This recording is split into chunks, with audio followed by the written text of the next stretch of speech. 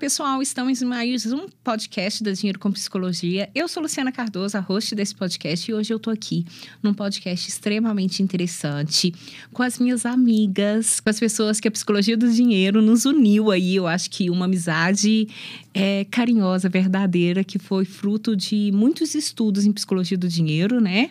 Eu tô aqui com a Joana Lustosa, Ana Paula Battini, minhas amigas. Joana é educadora financeira e Ana Paula psicóloga, e hoje nós vamos falar de um tema extremamente interessante que é mulher, relacionamento e dinheiro. Ou seja, vai ter muita coisa boa aqui. Meninas, eu gostaria que vocês se apresentassem. Pode ficar à vontade, quem quiser começar, quem manda aqui começa. Então eu vou começar. Falou em mandar, falou com ela. Eu sou Joana Lustosa, como a Lu já me apresentou, eu sou planejadora financeira e consultora de investimentos, né? Sou formada em gestão financeira, tenho pós-economia brasileira e fiz vários cursos de psicologia do dinheiro com a Luciana. Então eu trago aqui um pouquinho do meu conhecimento e vim aprender também com essas mulheres maravilhosas. E eu sou Ana Paula Battini, sou psicóloga, tenho especialização em psicologia clínica, já fiz também vários cursos de psicologia do dinheiro com a Luciana e é um grande prazer estar aqui aprendendo junto com vocês e poder falar desse assunto que é tão importante, né? Esses dias a internet andou borbulhando a questão do dinheiro, da mulher, quem é que paga a conta, o homem ou a mulher, e esse é um tema essencial, falar de dinheiro e falar de mulher.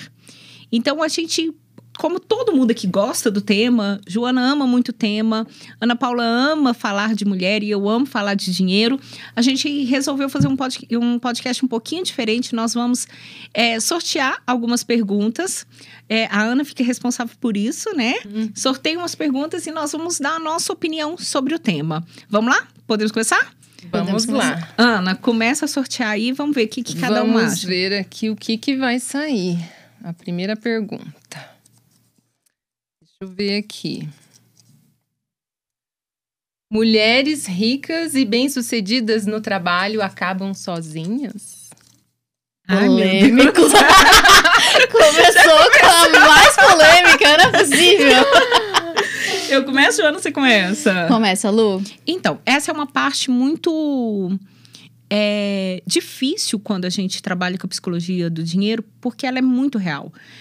Em todas as palestras, em todos os cursos que eu faço, eu pergunto para as mulheres, o que aconteceria com o seu casamento? E essa é uma boa pergunta para você. O que aconteceria com o seu casamento se você ganhasse muito dinheiro, se você ficasse muito rica? E a resposta, assim, de 70% é: eu separo. Então, eu acho que é importante essa reflexão, é importante parar e pensar se nós estamos preparadas. E aí eu tô falando nós, mulheres, para ficar muito ricas, para ser o arrimo da família, para ser a potência na família. Na minha prática, não estão. Porque eu não posso ter dinheiro e ter que separar. Quando eu pergunto o que aconteceria com o seu casamento se você ficasse muito rico e as pessoas falam, eu separo, isso diz de um adoecimento. De um adoecimento dentro desse relacionamento. Um adoecimento da mulher ter autorização para ter dinheiro. Da mulher poder ser rica e poder continuar seu casamento tranquila.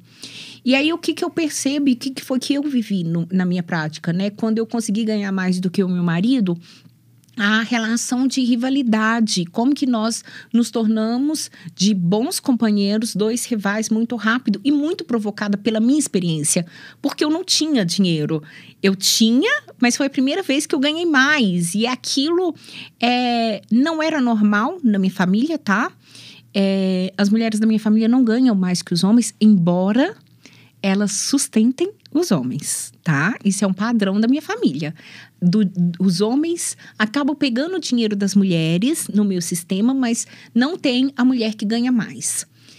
As mulheres pagam as dívidas dos homens, as mulheres bancam esses homens, mas elas não ganham mais. Então, como isso não era comum meu, isso não faz parte da minha realidade, eu acho que eu entrei num lugar de muita disputa, foi muito inédito. E aí, isso acabou trazendo conflitos para o meu relacionamento, né? Trazendo conflitos a ponto do meu marido ir lá e me dar uma derrubada. Ele foi lá e foi promovido em 2 meses depois que eu ganhei mais do que ele. Ele pegou e foi promovido. E isso também diz de uma resposta e de uma autorização dele. Porque a gente está falando aqui de inconsciente, a gente não está falando de consciente. O consciente dele, inconsciente e consciente, ele estava tranquilo até eu ganhar mais. Eu ganhei, o negócio mexeu com ele. E graças a Deus... E graças a Deus que isso aconteceu muito rápido. Que se não tivesse acontecido, talvez eu teria realmente colocado meu relacionamento em risco. Então, quando você pergunta pra mim, as mulheres bem-sucedidas... Repete a pergunta, Ana. As mulheres bem-sucedidas e ricas, elas acabam sozinhas? Eu acho que nós temos muito o que aprender. Nós precisamos aprender a relacionar com o outro, relacionar... E quando a gente está falando sozinha e falando de relação, não é só o relacionamento amoroso, o relacionamento com as nossas mães, o relacionamento com os nossos amigos. Eu acho que nós mulheres, ainda temos muito o que aprender a relação de ter dinheiro, de ser sucesso. Isso é muito novo ainda. Pegar a história do dinheiro, a mulher poder ter dinheiro, é muito novo ainda. E eu acho que a gente ainda tem muito aprendizado, muita psicoterapia em torno do dinheiro para ser feita, para normalizar isso, para não virar uma relação de disputa ou uma relação do que eu não preciso de você. Porque o dinheiro, ele passa essa falsa autonomia, né? Eu não preciso de você. Então, eu me banco, eu tô bem, eu não preciso de você. Precisamos sim, nós precisamos o tempo inteiro nos relacionar. Então, eu não acho que é uma condição sine qua non, que elas vão ficar sozinhas. Mas eu ainda acho que nós temos muito, muito o que evoluir. E vocês? Concordo. Assim, eu tenho alguns clientes que têm essa relação, né? Que as mulheres têm uma receita maior do que os homens. E dá pra ver que existe um certo desconforto das duas partes. E é incrível, assim, não é do homem ou da mulher, é das duas partes. Existe... E do entorno. Das amigas, dos amigos, da família e do entorno. E aí acho que leva uma reflexão muito forte, né? Também da questão de valor, né? Qual é o valor que a gente coloca na pessoa versus o valor que a gente coloca no dinheiro que a pessoa faz, né? Isso é uma reflexão super importante, porque um relacionamento, ele não tá vinculado necessariamente à quantidade de dinheiro que outra pessoa tá. Uhum. Tá vinculado a diversas outras coisas que são super importantes também, né? Então, olhar para isso com mais carinho, com mais atenção, pode trazer uma leveza maior nas relações, assim. Mesmo nessas situações que eu percebo que gera um desconforto dos clientes, é possível perceber também que é muito bom, assim. Dá pra ver que a autoestima da mulher é diferente quando ela faz mais dinheiro, assim. Não necessariamente mais que o homem, mas, assim, que ela faz dinheiro, que ela se sente forte, ela se sente capaz, né? E eu acho que a gente precisa mais disso, de mulheres que se sentem fortes e capazes, independente daquilo que você falou. Eu não acredito que tem que haver essa rivalidade dentro do casal. Isso não depende de quanto o homem ganha, mas depende do quanto a gente quer fazer de dinheiro para nossa própria vida, né? E do objetivo do casal, né? Você me lembrou uma coisa muito importante que eu acho que é necessário falar aqui. Eu sou terapeuta, eu atendo e eu atendo mulheres que produzem dinheiro. E aí, em alguns casos, os homens não produzem tanto, né? E as mulheres chegam assim, nossa, mas meu marido não dá conta. E quando eu atendo homem, não tem essa eu vou chamar de abismo que tem. Os homens não têm essa reclamação, nossa, a mulher tem que produzir tanto, quanto traz na clínica quando a mulher produz. E a questão do, nossa, eu vou separar, porque ele não produz, eu tô aqui batalhando, eu tô isso, ele tem que fazer. Eu percebo essa cobrança muito maior das mulheres. E aí, quando eu vou ouvir, eu vejo que as amigas falam, mas seu marido não dá conta, seu marido não vai conseguir te bancar, seu marido tá muito longe de você. E aí, às vezes eu tenho que trazer, espera aí, mas para você estar nessa conferência, seu marido foi buscar seus filhos na escola. Para você tá aí nesse lugar, seu marido tá sendo retaguarda dentro de casa. E essa dança de retaguarda e autonomia, deslanchar, ela tem que ser feita, né? Para eu estar aqui agora, meu marido está buscando minhas filhas na escola. E essa valorização, sabe, do casal que precisa dessa completude mesmo, né? Então, Eu acredito muito no sucesso. E eu acredito muito no sucesso em forma de dança, em que eu te apoio e você me apoia e estamos juntos construindo a nossa relação de casal. Então, eu acho que a gente tem que aprender a isso e as pessoas ao redor aprender a respeitar as relações do outro. Opinar menos, talvez. Eu concordo.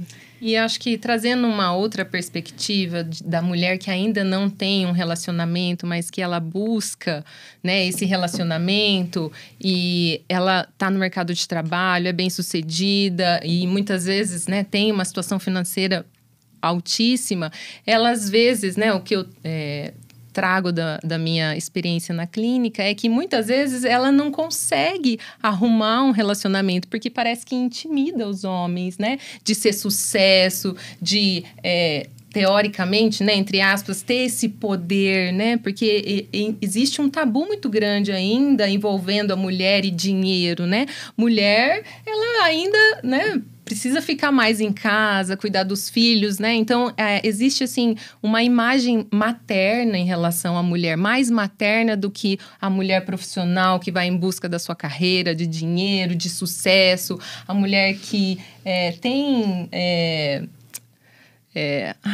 fugiu a palavra, gente. É assim mesmo. que viaja a trabalho sem marido, né? E isso, gente, isso é uma situação que aconteceu. Eu tava vindo pra cá pra gravar o podcast e o Uber que me levou ao aeroporto perguntou: por que seu marido não vai também? Eu falei: porque eu tô indo ao trabalho. Não tem nada a ver. Né? Existe uma cobrança, né, dessa situação de, né, já que você vai viajar, o seu marido também tem que ir, né? E eu acho que isso, gente, já não cabe mais na sociedade de hoje, né? Mas isso que a Ana falou, eu acho que o poder, ele precisa ser compartilhado. E talvez a gente ainda não saiba fazer isso. E eu tô falando nós mulheres, que talvez eu não saiba fazer isso. Os homens eu tenho certeza que não sabem. Mas talvez nós mulheres, a gente ainda precisa aprender a compartilhar isso. Ainda é muito novo, né, para mulher e dinheiro, né? É muito novo ainda. Faz pouco tempo que isso entrou mesmo no costume, né? De termos muitas mulheres de sucesso, de termos mulheres que investem, né, no mercado financeiro. Então, eu acho que ainda a gente teve, né, uma mudança cultural muito grande, mas eu acho que ainda permanece, né, no inconsciente coletivo de todo mundo que a imagem da mulher que não tem ambição, né? Que mulher não pode ter ambição, tanto quanto o homem. Historicamente é muito recente, né? Se a gente for olhar, a primeira investidora da Bolsa de Valores, ela investia no nome de outros homens, porque ela não podia ter uma conta porque ela era mulher. Então, assim, daqui do Brasil, tá, gente? Então, assim, é muito recente a mulher ter acesso a tomar as decisões e a fazer o próprio dinheiro. Então, eu acho que é natural que a gente tenha esse reflexo no nosso comportamento hoje em dia, né? É verdade. Só lembrando, né, Ana, a gente que estuda muito isso, vale lembrar que é a história da mulher. Como que a mulher começou a se relacionar com o dinheiro. E é pesada. Quando a gente fala, quando a gente conta para as pessoas assusta, né? Como que a mulher começou, como que historicamente a mulher começou a ter acesso com dinheiro. E a primeira forma, quer contar, Ana? Como que foi a primeira forma que as mulheres começaram a relacionar com o dinheiro? A primeira forma foi com a prostituição, né? Então, a troca de dinheiro pela venda do corpo, né? Então, assim, isso a gente ainda traz historicamente algo carregado. Ainda permanece, né? A mulher, muitas vezes, quando ela tem muito dinheiro, aparece uma vergonha. Isso está muito ligado com essa primeira forma que ela teve de obter dinheiro. Ou até quem é o velho da lancha. Quem é o velho da lancha? Quando te vê com sucesso, não, quem é que tá bancando ela? Né? Ainda é isso. E a segunda forma que a mulher começou a se relacionar com o dinheiro foi através do roubo, né? Isso, por mais que, nossa, mas foi. A mulher, para ela conseguir organizar a casa dela, ela pegava dinheiro na carteira do marido. Ela pegava dinheiro escondido, ela escondia dinheiro. Eu brinco, gente, o dinheiro não pode ficar escondido ainda na lata do arroz. Né? Porque ele ficava escondido na lata do arroz. E era um lugar que o homem nunca ia acessar. Né? Isso aqui, a gente está falando das nossas mães, das nossas avós, das nossas bisavós, que tinha que fazer isso dentro de casa para conseguir ter um dinheiro para gerir a casa, né? Ou eu comprava, ia lá no supermercado e eu falava que tinha um valor e era outro, para ter dinheiro para rodar.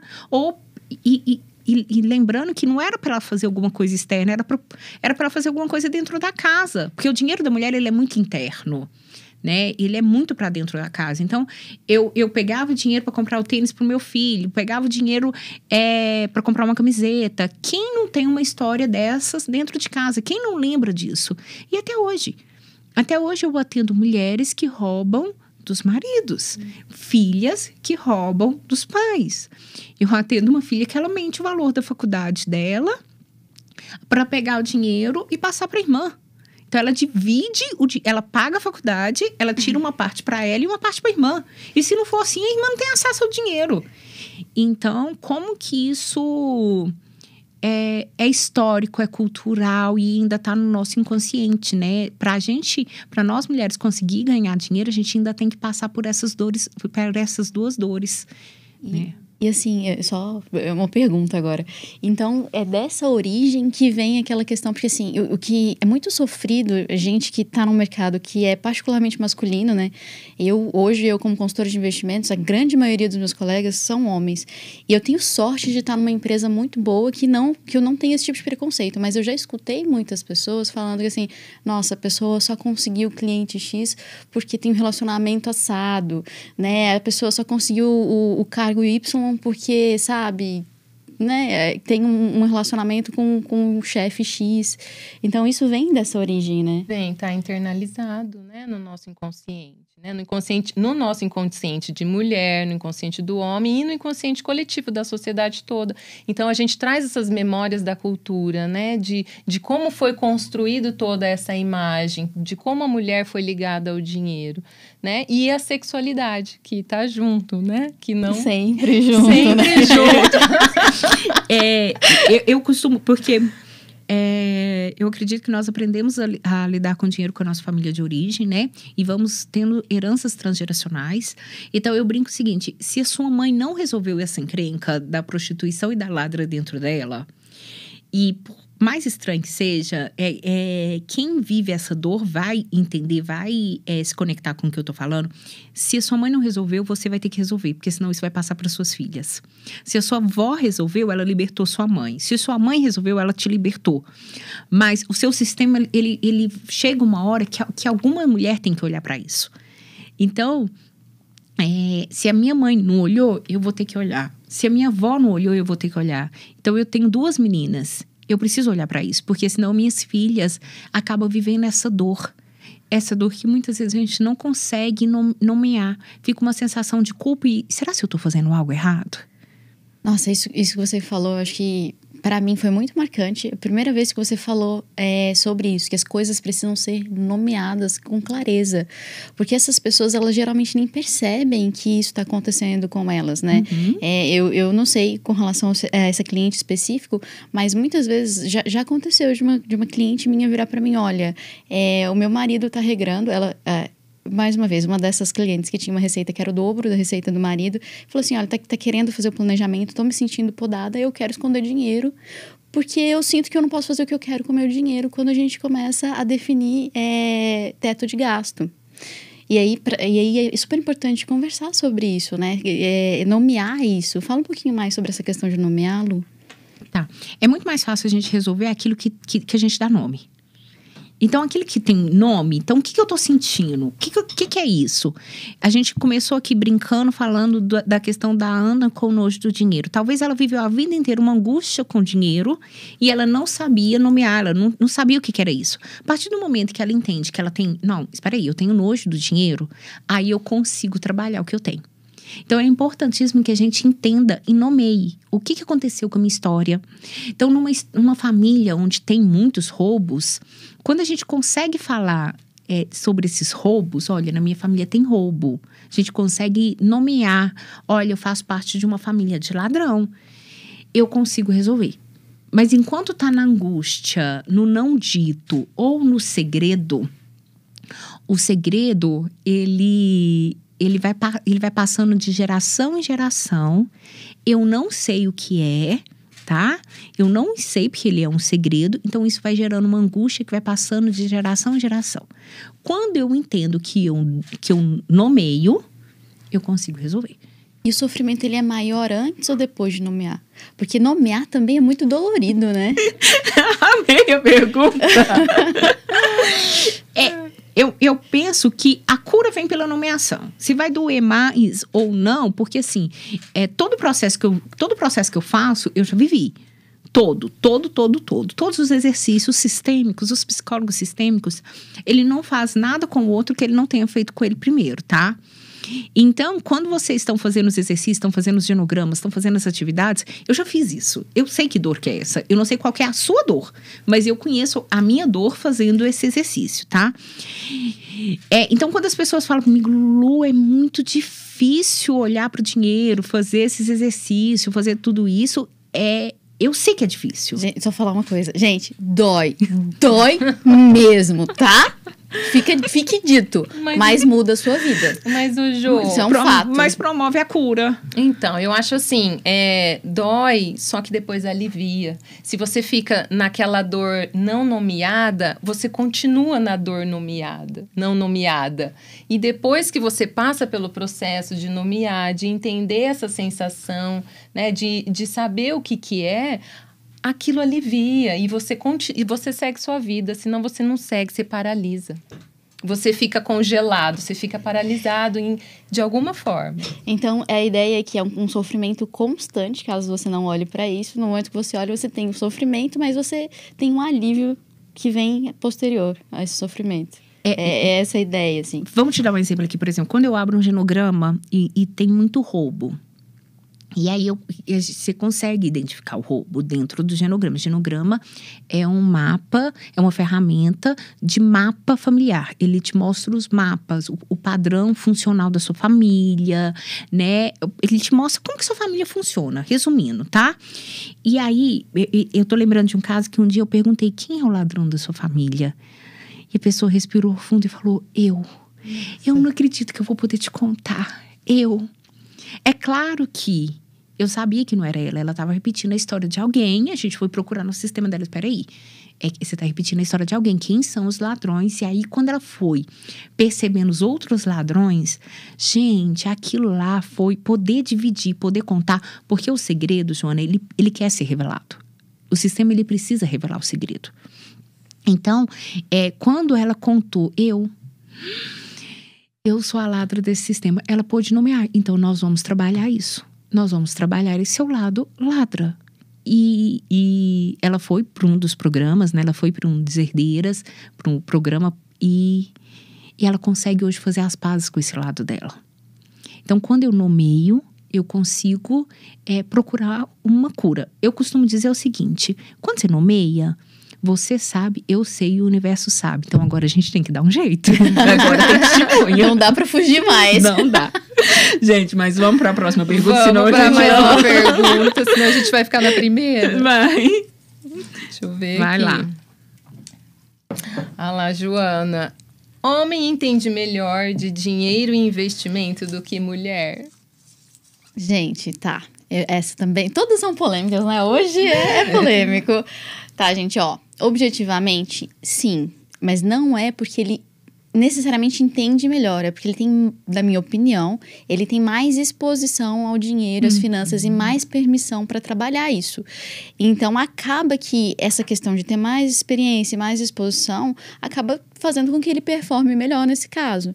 Mas não é porque ele tem mais capacidade, ou ele é superior que a mulher, ou ele é, sei lá, feito para lidar com dinheiro. Eu não acredito em nada disso, tá? Eu acredito que as mulheres têm capacidade de serem até melhor do que os homens, dependendo do homem, né? Claro. Caso elas queiram, caso elas procurem, né, entrar em contato com isso, com as finanças, tá bom? Mas pode ir. Eu ia falar que você sabe que isso é tão cultural, né? De achar que lida melhor com dinheiro do que com o outro, né? Que eu estudo psicologia do dinheiro faz 2 anos e eu virei pro meu marido e falei, quando que você vai começar a investir? Daí ele, depois que você que estuda dinheiro. Eu falei, não, mas você entende melhor. Eita! Mas Não é? aí veio... Aí a ficha caiu. Eu falei, gente, ó, que sou eu que tenho que começar a investir antes, né? E isso também foi uma das dores da minha casa, tá? E foi uma dor muito... Eu lembro disso. Eu fui fazer um mestrado, eu sou mestre em psicologia, né? E eu estudei dinheiro, fui estudar casais. E eu fui entrevistar um casal para minha pesquisa. Eu fiz entrevistas de casal. E um casal, eles tinham a mesma função. Os dois eram gerentes de um banco, cada um numa agência. E como o homem tinha autorização para saber mais de dinheiro do que a mulher. E quando perguntava, não, aqui quem investe é ele. Aqui quem investe é ele. E os dois tinham a mesma função, o mesmo cargo. E aconteceu uma polêmica lá na hora que os dois brigaram por conta de um gasto de R$200. Cada um gastava R$200. Ele com a academia e ela com o salão. Nossa. E ele falava que o gasto do salão era desnecessário. E ela, mas você gasta a mesma coisa com a academia. E eles tiveram uma briga na frente lá. E ela não conseguiu se defender. Ela não conseguiu defender a importância que tem um salão. E aquilo me causou tanta dor. E eu lembro de eu fechar a porta da minha casa quando eu entrei e pensei... Caramba, como eu também não me defendo com o meu uso do dinheiro. Como que eu também não tenho a menor noção. Isso é muito comum. Eu também vejo isso acontecer muito nas minhas reuniões. E na outra entrevista, que também foi no mesmo dia, o marido e a mulher falavam... O marido falava com a mulher assim... Você precisa saber... porque eu posso morrer. E ela falava, mas eu não sei. Ele falava, olha, eu entrego dinheiro para ela aprender, porque eu posso não estar aqui. E eu entendi naquele dia que se o meu marido morresse, acabou. Eu não tinha a menor noção do que estava acontecendo na minha vida financeira. Era ele, né? As contas eram dele, a senha era dele. Hoje eu tenho todas as senhas, eu tenho tudo isso.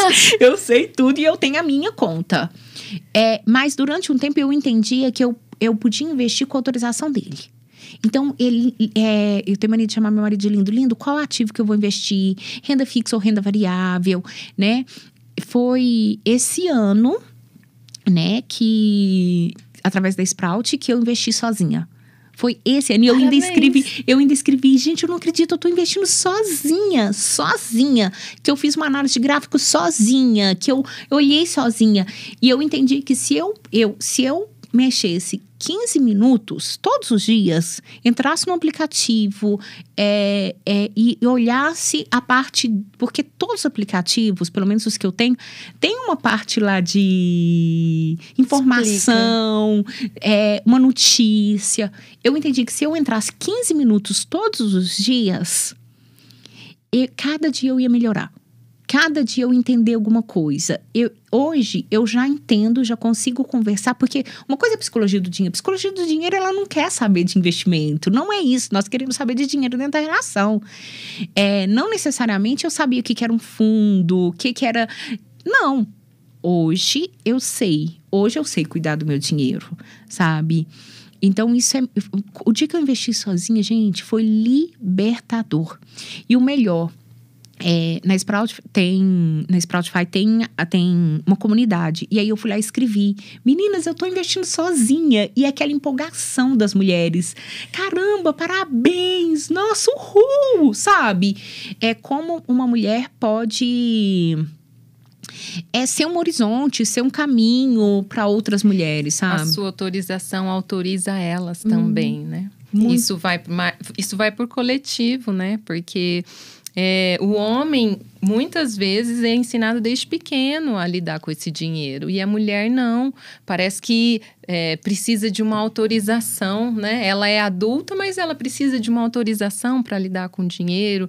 E, às vezes, para outras coisas também, né? E como que a gente cresce com... se é mulher, você não precisa.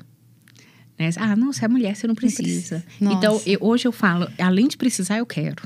sabe? Fica muito internalizado, né? Essa questão dessa dependência emocional. E não é nem financeira, né? Porque tem muita mulher bem-sucedida aí que acaba numa dependência emocional e que não se autoriza, por exemplo, a investir sozinha, né? Precisa, às vezes, ter essa autorização do marido.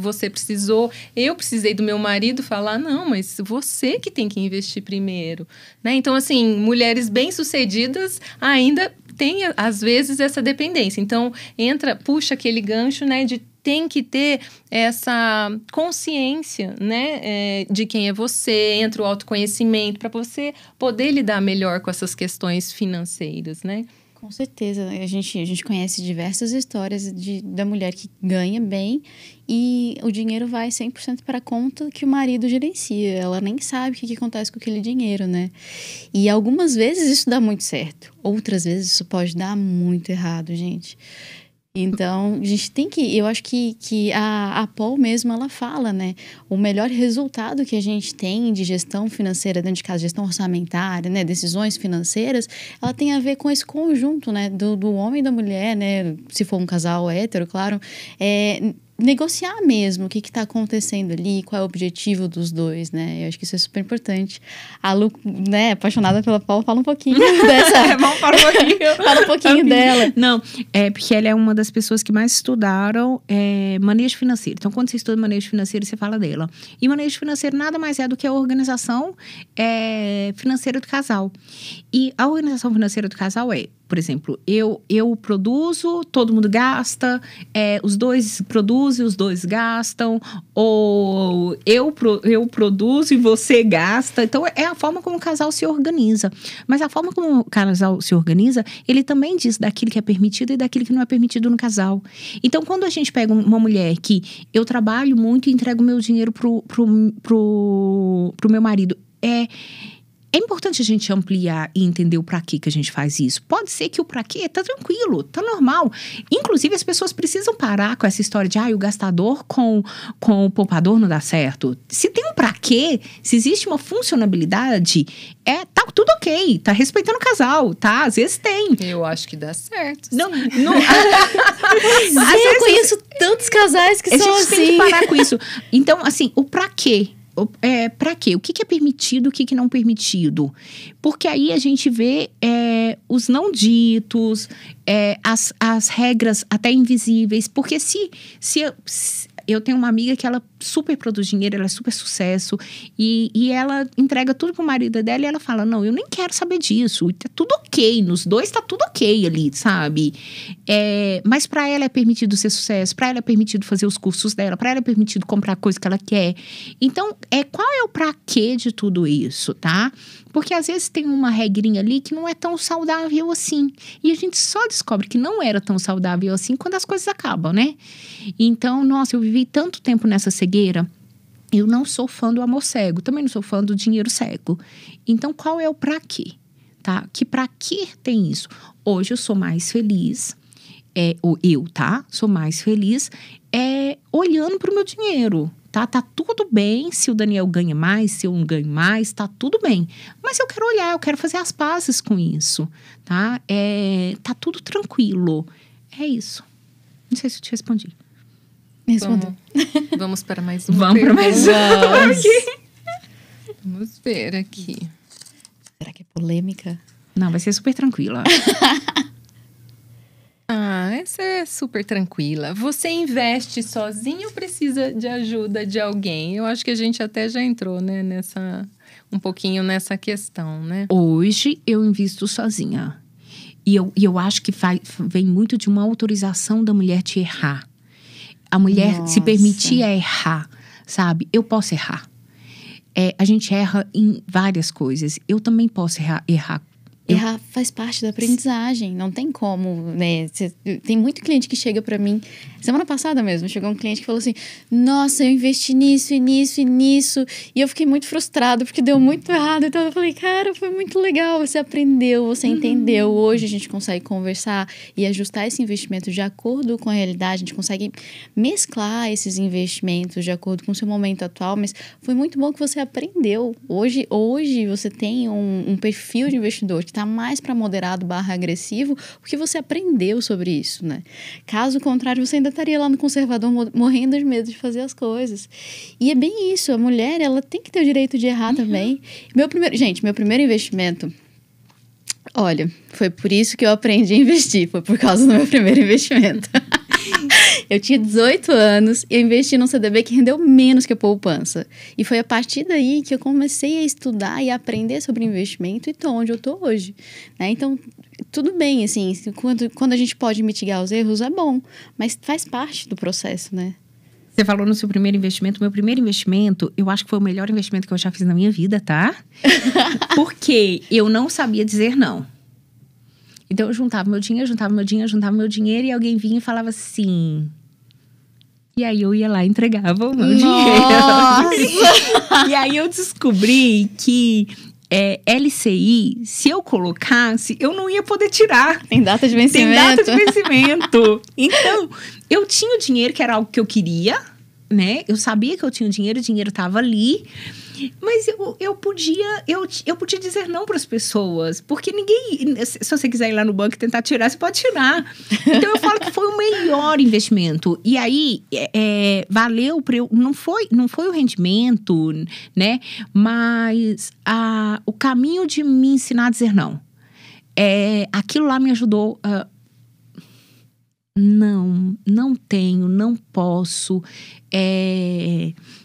E eu venho de um sistema em que uns pagam muitas contas dos outros. Então, pagar conta para os outros é muito normal para mim.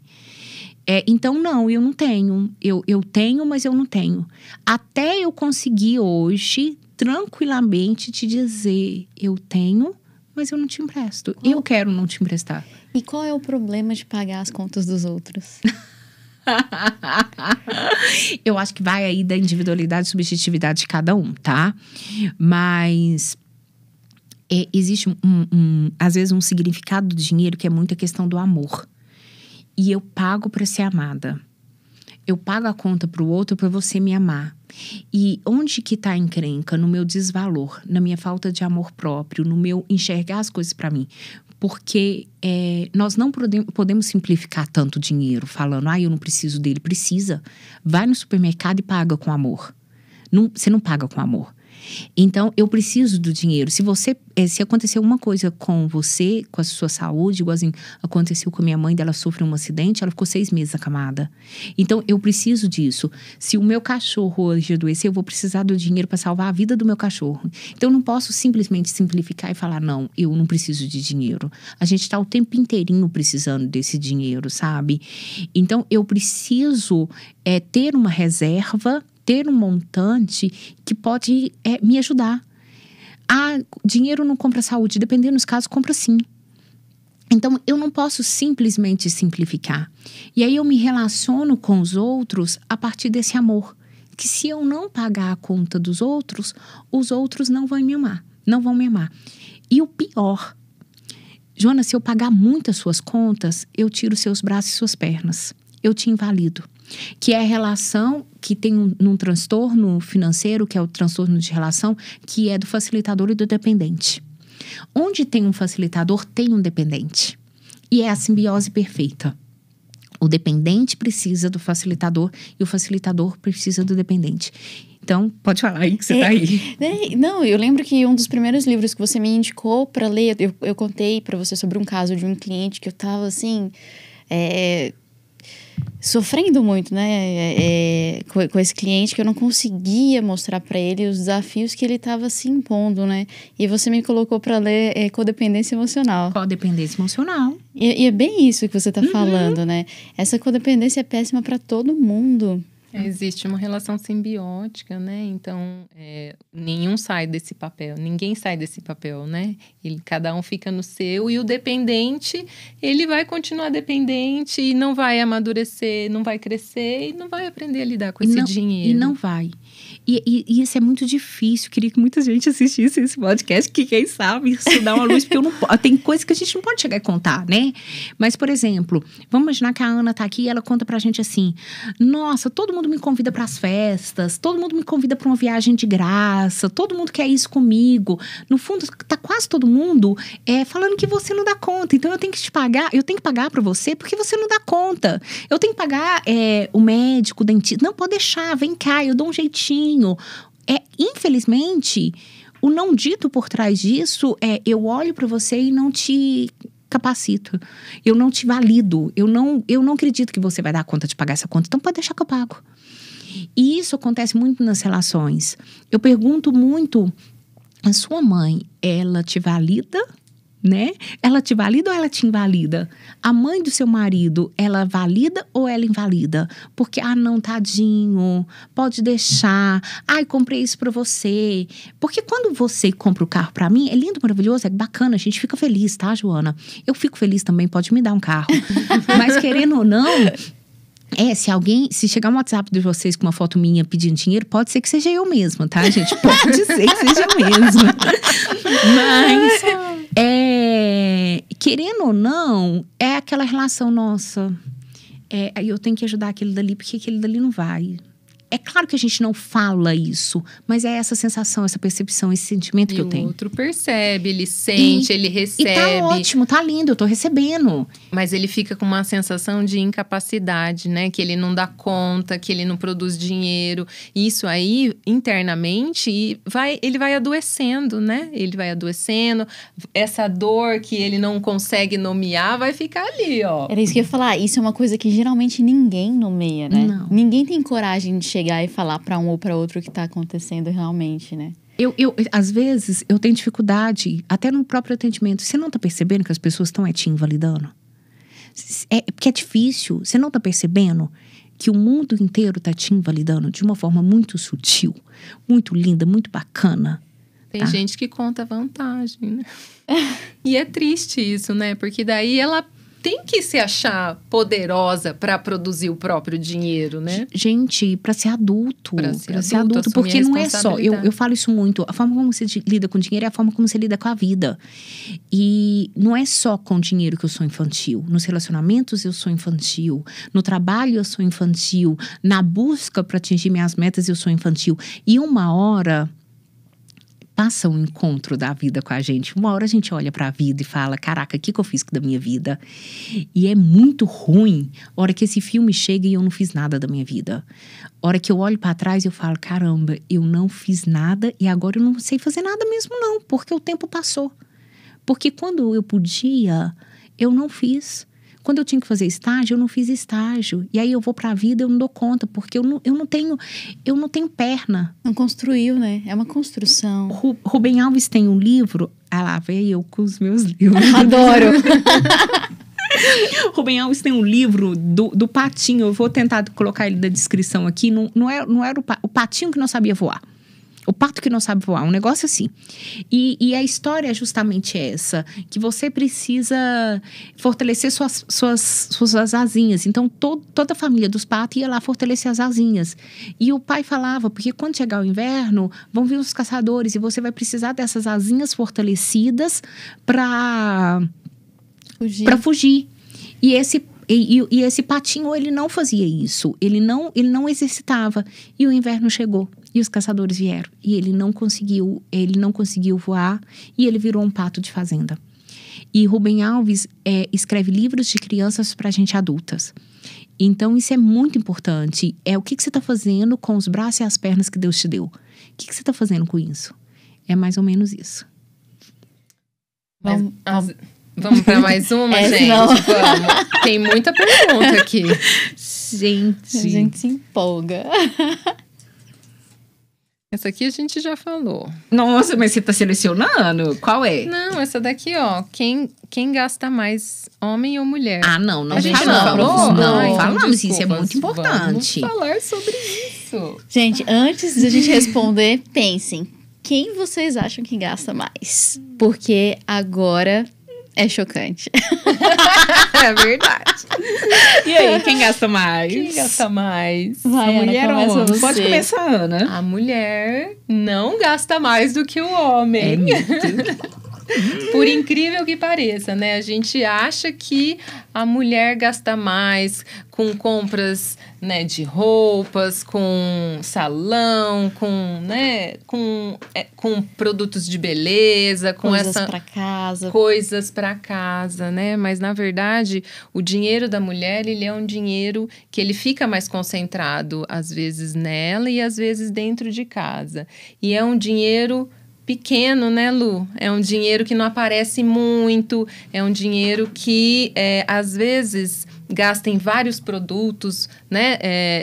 Gasta em várias situações, mas são dinheiros menores, né? Com coisas da casa e coisas pessoais. Agora, o homem, quando ele resolve gastar, ele compra apartamento, ele compra um carro, ele compra lancha. Né? Marido, compre a lancha. Mas isso é importante destacar que isso é pesquisa, tá? Isso é pesquisa científica, né? Se a ciência ainda tá aí pra valer de alguma coisa, a ciência tá aí pra provar isso, né? Existem pesquisas e pesquisas. Isso apareceu na minha dissertação de mestrado. Que é simplesmente isso que a Ana disse. Se você me perguntar quem compra mais, a mulher. Porque nós compramos o dia inteiro, tá? Passou ali, a gente tá comprando. E a nossa casa necessita disso. Mas quando o homem resolve gastar, gente, eu brinco muito que um motor de pesca custa muito caro. Um motor de pesca custa muito caro. E aí nós vamos falar das traições financeiras. As traições financeiras das mulheres, elas também são leves. Espero que a gente fale, né? As traições das mulheres, elas são muito leves. Quando o homem trai, bem... Aí o negócio... O buraco é lá embaixo. Então, isso é um mito. Tem pesquisas que mostram isso. Se você quiser saber uma pesquisa aí, você procura por Luciana Cardoso. Minha dissertação tá aí, tá? É maravilhosa, eu já li. Valeu. Obrigada. Mas eu acho que o dinheiro da mulher, ele é invisível. Eu falei com meu marido esse dia pra trás, falei com a minha filha. Filha... porque a gente conversa muito, né? E eu, filhinha, vai ter sua festa de formatura e vai ser linda, vai ser no final do ano, a mamãe já comprou sua festa, já tá tudo pago, você pode se divertir e como que vai ser legal, porque eu tento trabalhar isso e tento colocar o dinheiro no meio do assunto, né? E aí o meu marido falou assim, você já comprou? Já pagou? Já tá tudo pago, assim? Porque ele nem sabia da formatura. E a mulher, ela tende a fazer isso muito. De já resolver as coisas de casa, comprar o pano de prato, comprar o tapete, comprar aquilo que a casa necessita, de uma forma muito invisível. O homem não, ele compra o apartamento.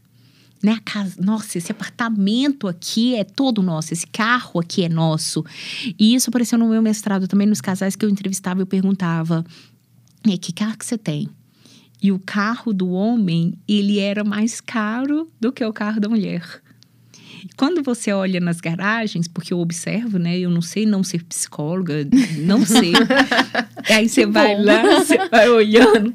O carro do homem, ele é melhor do que o da mulher. Então, fica aí, né? Na sua casa, como que é? Até fica um alerta aí para as pessoas pensarem e refletirem, né? A Paul chama, inclusive, de dinheiro invisível, né? Dinheiro da mulher é invisível. Dinheiro da mulher é invisível. Ele vai para as contas de casa, para os filhos. Para os filhos. Então, gente, não. A mulher não gasta mais que os homens. E por isso que é um assunto que a gente, da minha opinião, que a gente, como no meu caso, como consultora, sofre quando vê uma mulher tendo que defender tão arduamente a unha que ela faz uma vez por semana. Isso é muito dolorido, gente. Ela tem direito de ter esse prazer. E o dinheiro ela faz, geralmente, né? Essas mulheres que chegam a lutar por isso, né? São mulheres que fazem tanto dinheiro quanto os homens. Então, acho que a gente precisa olhar para isso com mais carinho e respeitar os gastos da mulher e os gastos da mulher por prazer, né? Porque ela merece usufruir do dinheiro tanto quanto o homem. Mas eu acho que o gasto da mulher é, por exemplo, unha, salão. Gente, isso é higiene. E isso diz muito também da minha autoestima. E a gente sabe que com a autoestima a gente produz muito mais dinheiro. Isso impacta a nossa imagem, a nossa unha, tudo isso impacta. Então, no dia, quando teve a discussão da academia e do salão, eu fiquei, gente, mas tudo isso é saúde, sabe? Porque, gente, é muito ruim é muito difícil você produzir dinheiro sem autoestima. Tanto é que uma das maiores encrencas do consultório são pessoas que têm autoestima baixa, elas não produzem dinheiro. E pior, muitas pessoas que têm autoestima baixa não levam o tema dinheiro para terapia. E elas têm muita dificuldade de produzir dinheiro. Tá? Então, a unha faz eu fazer uma entrevista melhor, faz eu fazer um atendimento melhor, faz eu me sentir mais capacitada, faz eu esconder menos a mão, né? Eu tô aqui sem fazer, da Ana tá maravilhosa, então eu tô aqui, não, vamos abaixar a mão, vamos esconder, né? Então, eu acredito que a gente também precisa analisar o que diz da nossa autoestima, o que diz, o que ajuda a gente a produzir dinheiro. Eu antes tirava férias a cada 3 meses. E eu voltava uma máquina, eu produzia muito mais dinheiro. Então, as minhas férias eram muito mais como uma saúde do que como, praticando atoísmo. Não, eu voltava muito melhor. Meus pacientes falavam, meu Deus, você vai voltar de férias, você vai voltar terrível. E eu volto terrível. As pessoas sabem o que é praticar atoísmo. Desculpa interromper, sabem o que é praticar atoísmo? Eu sei, mas eu não sei se todo mundo sabe. Eu tô falando ficar à toa, né? Eu acho que a gente tem que trocar, então, que não é um gasto, né? É um investimento aí, né? Mulher investe nela, né? Sim. Pra ficar bonita, pra se sentir bem. Mas o homem também. Também. Né? Eu agora vou confundir os livros, mas o homem investe no carro para ele ir para reunião, chegar com o carro bem arrumado, com o carro limpo, com o carro isso. Eu sou meio assim, eu sou mais lerda, né? Aí hoje vocês iam chegar aqui em casa e meu marido perguntou: você limpou o carro? Você colocou o carro pra... Eu não tinha que ter feito isso. E ele tinha. Gente, eu preciso fazer um adendo importantíssimo. Gasto faz parte das finanças e são importantes. É fluxo, a gente precisa gastar. A gente precisa fazer dinheiro, a gente precisa gastar e a gente precisa investir. A gente também precisa fazer essas reservas. Mas gasto é importante. As pessoas veem os gastos como uma coisa ruim, gente. Não é. Não é. Eu tô fazendo esse adendo só por causa do seu comentário, porque não sei se foi a sua intenção, mas é muito comum a gente escutar as pessoas, nossa, eu vou cortar os supérfluos, eu vou cortar o cafezinho, sabe? Isso, gente, isso é sofrimento. Vamos aumentar a receita, né? Vamos produzir mais. Bora produzir mais dinheiro, né? Ou bora trabalhar as nossas rejeições financeiras, porque temos rejeições financeiras, mandamos o dinheiro embora da nossa vida porque não suportamos. Gente, suportar um sucesso é difícil demais. Ser a mais rica da família é difícil demais. Ser a primeira investidora numa bolsa de valores da família é difícil demais. Por quê, Lu? Tô aqui. Primeiro, pela história cultural que nós falamos, né? Não é esperado que a gente faça isso. E porque o sistema, ele tem uma regra invisível. Todas as casas têm uma regra invisível. Então, se no meu sistema, eu venho de um sistema que o dinheiro é ruim, não é bom, fulano que fez isso era a vagabunda, né? Porque não é nem bruta, é a vagabunda. Ou o tio que ficou rico abandonou a família, ele nem volta aqui mais. Porque o sistema não pensa o que eu provoquei para esse tio não vir aqui mais. O sistema não se autorresponsabiliza. Ele não traz a chamada para mim. Nossa, o que eu fiz com ele? Ou será há quanto tempo eu não ligo para ele? Então, simplesmente não, essa pessoa é ruim. Então, se eu tenho uma regra, o sistema ele tem uma regra. Se ninguém prosperou até hoje, ele acaba criando essa regra de autodefesa e proteção, de não prosperar. E aí vem alguém, eu vou chamar de atrevido, e fala, olha, nós podemos prosperar, nós podemos mudar esse sistema. O sistema vai falar assim, você tá louco? Não é isso. Nosso sistema é aqui. Tem que trabalhar duro, né? Tem que... a gente acaba sendo leal a esse sistema.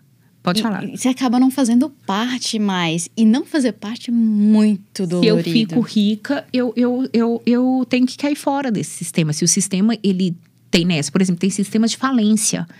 O ideal para esse sistema, por mais chocante que pareça, é que as pessoas falem. Isso é o esperado. E aí, de repente, você olha pro sistema e fala, não vou falir, não. Vou fazer uma desobediência honrosa aqui pra você. Eu vou sair disso daqui vou desobedecer você sem falir. Não vou falir.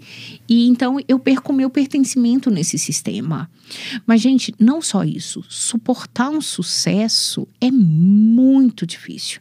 Quando você fala que tá tudo bem, senta numa mesa e começa a contar como que tá tudo bem. Ninguém fica... não fica ninguém, todo mundo vai embora. Agora, senta numa mesa e conta o quanto você tá triste, doído. As coisas negativas, elas são mais cuidadas. E muitas pessoas acabam entrando nesse ciclo de autofalência até para ser cuidada. Dependência que a gente falou um pouquinho antes. Porque se der certo, ninguém vai me abraçar, ninguém vai cuidar de mim, ninguém vai me olhar. Você não precisa, não. Tem pessoas que falam, eu já cheguei na casa de pessoas que a pessoa falou, eu perguntei, cadê sua irmã? Ai, minha irmã não vem aqui porque ela acha que essa casa é de rico demais.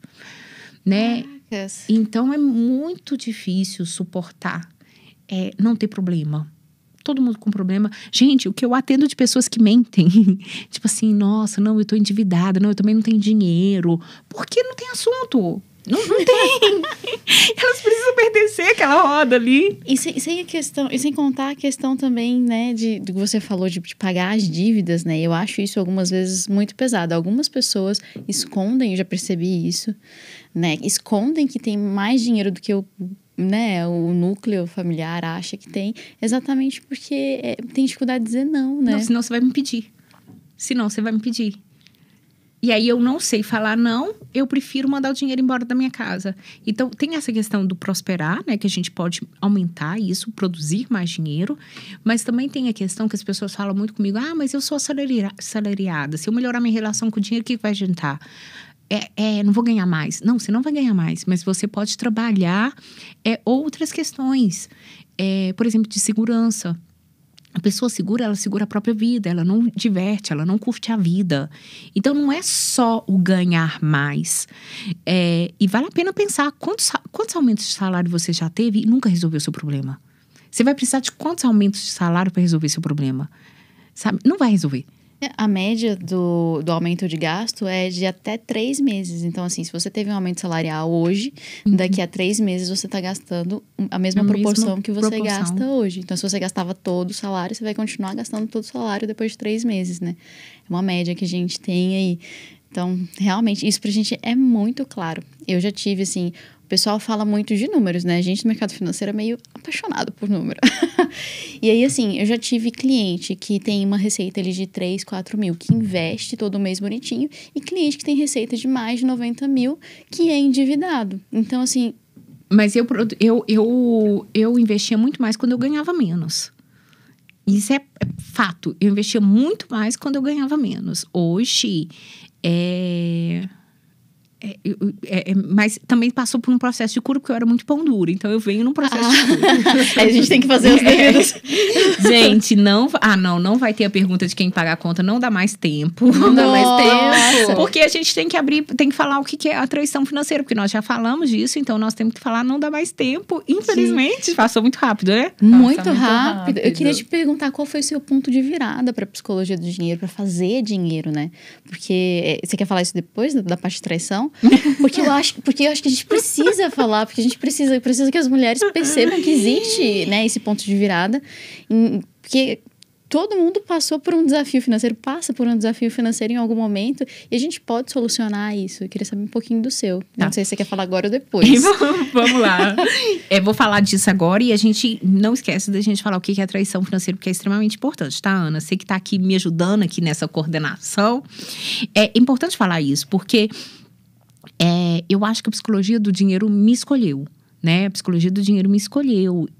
Fui escolhida para ela através das minhas dores, né? Através do meu sistema, das doenças do meu sistema. E aí isso é tão bacana de ver, porque hoje eu vejo o quanto eu preciso agradecer o meu sistema. E quando a gente está falando de sistema, a gente está falando de família. Se não fosse o meu sistema, eu não seria quem eu sou hoje. A psicóloga do dinheiro que eu sou hoje. Então, eu vim de um adoecimento financeiro. Eu vinha de uma família que não podia prosperar. O dinheiro, ele tem que ser enrolado. Anos, você ficava bem dívida, bem dívida. Então, era todo um adoecimento. Adoecimento transgeracional. As mulheres não tinham liberdade para terem dinheiro, terem autonomia. Liberdade e autonomia financeira são coisas que, para mim, são muito importantes. E aí, de repente, eu me peguei no mesmo problema que a minha mãe, no mesmo problema que minhas tias, no mesmo problema que o meu pai. E não foi legal, tipo assim, não foi bom, não foi a coisa mais fácil do mundo. Os exercícios, eles não são bons. E eu tive um convite para pagar as dívidas das pessoas no meu sistema. Eu falo que foi um convite, né? Mas assim, vai lá, paga, ajuda a pagar. E se eu fizesse isso, se eu pagasse, eu ia fazer mais do mesmo. Mais do que minha mãe fez. Minha mãe ajudou muitas pessoas do sistema dela. Minha tia tá terrível, porque ela era aposentada, ela teve que voltar a trabalhar, porque ela financiou a própria casa para dinheiro para outra pessoa. E a pessoa do sistema dela não pagou. E a pessoa não tá nem aí. Hoje ela tem que trabalhar depois de aposentar, porque senão ela perde a própria casa dela. A própria casa dela. E se eu contar aqui quantos casos, então, eu tô dando... É aquela questão assim, você ajuda se você quiser, mas é por livre e espontânea pressão. Era um sistema que ele era pressionado a isso. E as pessoas que faziam sucesso, que produziam dinheiro, elas duravam até 3, 4 anos. Depois elas faliam. Então, eu tive a oportunidade de observar tudo isso, por ser psicóloga, por estar em atendimento, em terapia, consegui enxergar isso. E o que eu vi? Que se eu não mudasse, essas seriam as heranças das minhas filhas. E aí, quando mexe com um filho seu, Joana, você vira qualquer coisa. Quando mexe com um filho seu, você não para. Tem uma frase da Bitumami que fala mais ou menos assim, que ninguém segura uma mãe que resolveu ser orgulho para os seus filhos. E ninguém segura. Essa mãe, ninguém segura. Então, se eu não parasse daqui para cima, se eu não barrasse e falasse assim, olha, vocês podem não gostar de mim, não tem problema nenhum. Eu tô super bem. Porque às vezes você dizer não para alguém, então agora eu não converso mais com você não vai pertencer aqui mais. Se eu não parasse isso ia ser a herança das minhas filhas. Um dia, eu ia falir para as minhas filhas terem que pagar. Meu marido ia falir para as minhas filhas terem que ser leal ao sistema. Ou a Luísa ia falir para a Lívia ter que pagar a conta dela. Então, quando mexe com um filho seu, a coisa muda.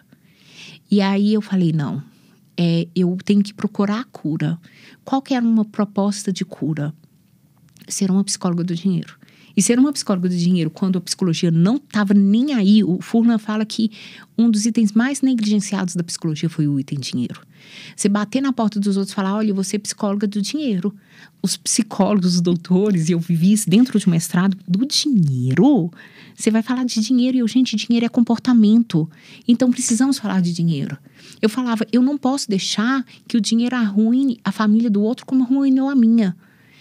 Então, o ponto de virada, a cura, porque eu acho que hoje eu tenho uma relação super saudável com o dinheiro, mexeu com as minhas filhas.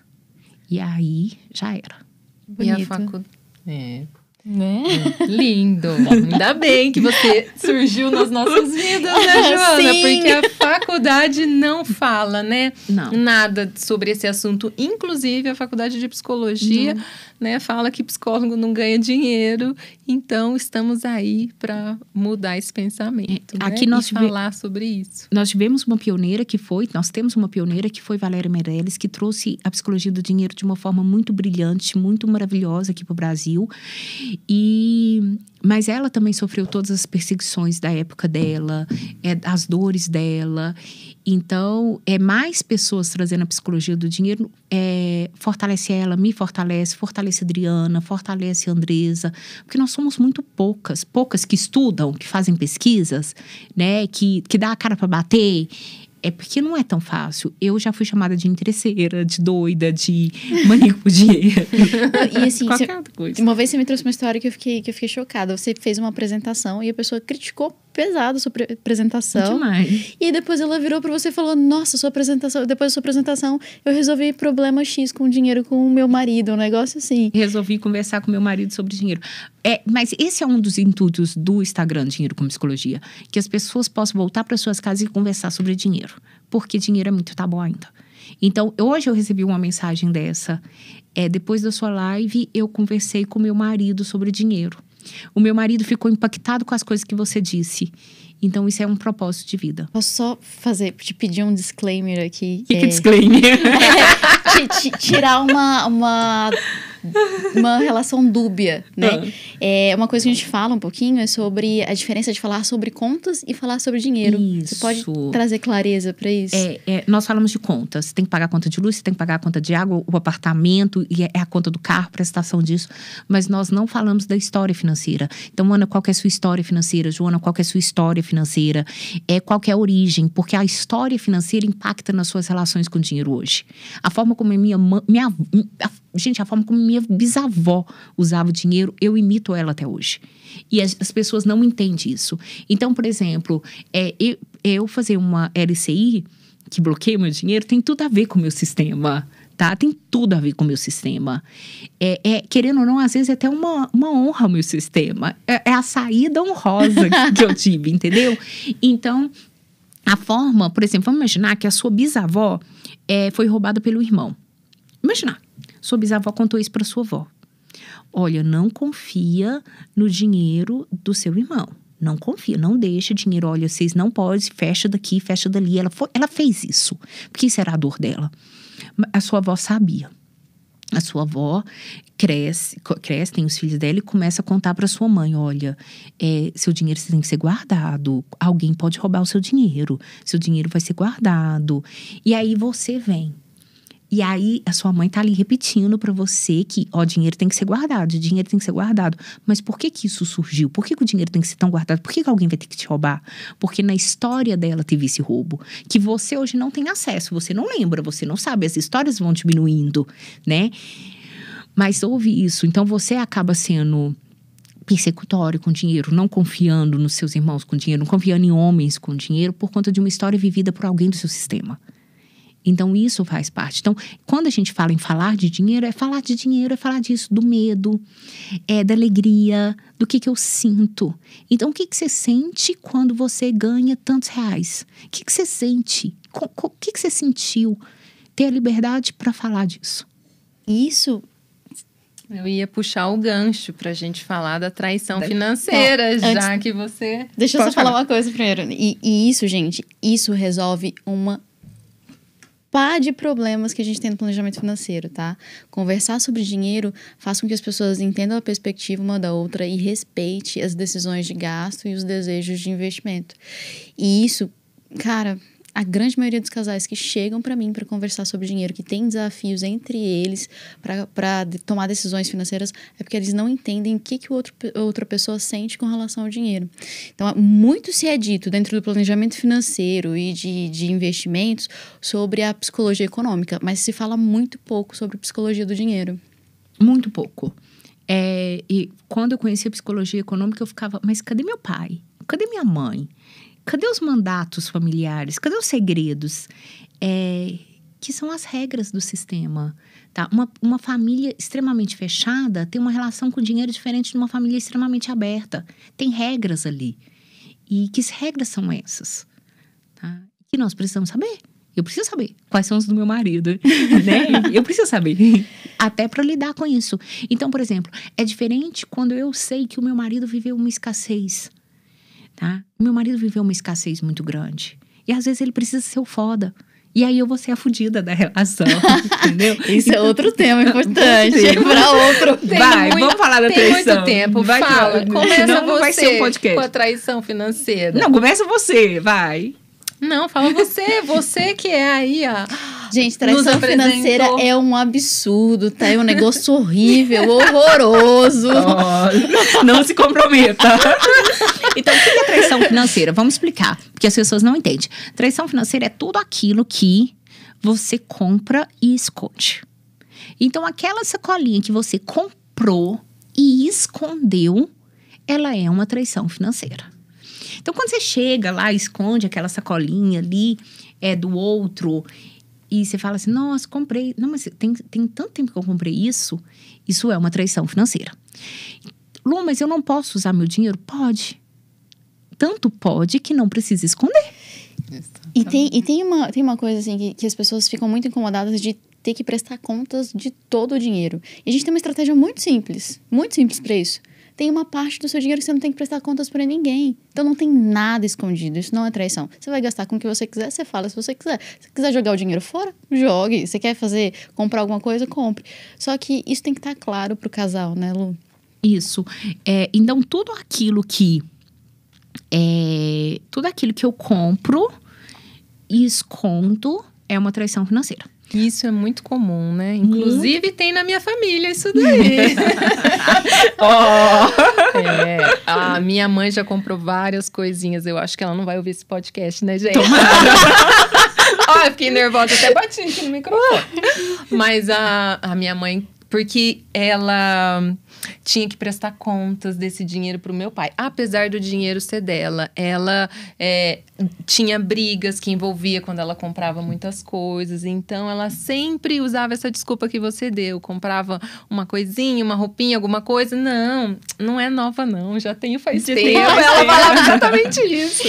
E as pessoas sabem que isso é mentira. Né? A gente quer confiar em você, mas a gente sabe que isso é mentira. Isso linka com duas coisas que a gente falou, né? Mais cedo. Uma é a questão do roubo, né? E a outra é a questão da mulher ter autonomia sobre o próprio dinheiro, né? Sim. Isso é super importante. E aí, só para deixar claro aqui, muitas famílias, isso é importantíssimo. Muitos casais casam sem saber o seu regime de casamento. Eu fui uma delas. Eu nem tinha a menor noção. A moça do cartório perguntou: é comunhão parcial de bens? É o padrão. Isso! O que eu escuto muito quando a gente pergunta, é o padrão, é o que todo mundo faz. Isso não é coisa de mulher, porque na minha relação foi o meu marido que casou sem saber. Eu sabia porque fui eu que escolhi. Tá. Então, e as traições financeiras, muitas vezes elas aparecem no divórcio. Então, quando eu sou casada com comunhão parcial de bens, gente, os bens e as dívidas são minhas. E são divididos por 2. Então, eu já atendi muitas pessoas que se separaram e que depois descobriram que agora tinha que bancar as dívidas. Então, que nem sabia que existia, não sabia que existia. Que não tinha a só... menor noção que existia. Sabia só dos bens, né? Só das dos dívidas, meus bens. Meus bens. Mas fica as dívidas. Então, aí, voltando naquela história do homem, alguns homens, quando eles traem financeiramente, é uma catracada. Então, minha filha, por exemplo, uma vez foi fazer fonoaudióloga e ela falou: Luciana, não deposita na minha conta, porque eu sou separada e eu fiquei com as dívidas do meu marido, né? Nossa. E que também não são só do marido, tá? Não são só do marido. Porque tava vindo pra casa, né? Tá? As dívidas... Ela se isentou da responsabilidade e isso traz a responsabilidade para ela, né, no processo. E aí, de repente, ela descobriu que ela tinha que pagar essas dívidas agora. Ela separou. Então, meus bens e minhas dívidas. Então, as traições financeiras... Sabe quando você finge que você não tá vendo que o outro tá gastando? A gente precisa tomar cuidado com esse fingimento, porque muitos finges. Existem sinais que não vai dar pra gente entrar aqui. Nós precisamos encerrar esse podcast. Fica o convite de vocês voltarem aqui em Belo Horizonte, mas esse pra gente falar mais disso, porque aqui, gente, tinha muito assunto, não deu nem a metade. A gente não sabe nem quem tem que pagar a conta, o homem ou a mulher. Ah, é verdade. Quem será que tem que pagar a conta? Fica pra próxima. Gente, ficamos com Deus. Obrigada, meninas. Obrigada, e até nosso próximo podcast. Posso fazer um merchan? Pode. Gente, me segue lá no meu Instagram. É lustosa.joana com 2 N's. Eu sempre posto conteúdo de investimento, de planejamento. Tem muita coisa legal, né? E a Ana também vai fazer um merchan dela, imagina. Também tem o Instagram. Tô iniciando lá, mas me sigam. @AnaPaulaBattini. E, gente, eu faço investimento com a Luana. Eu indico. Joana, não. É Lustosa com Joana. Isso porque são amigas, tá? Isso porque são muito amigas. Não, onde eu te disse? Eu acho que é Lustosa com Joana. Gente, depois disso, nós encerramos felizes. Beijo, gente.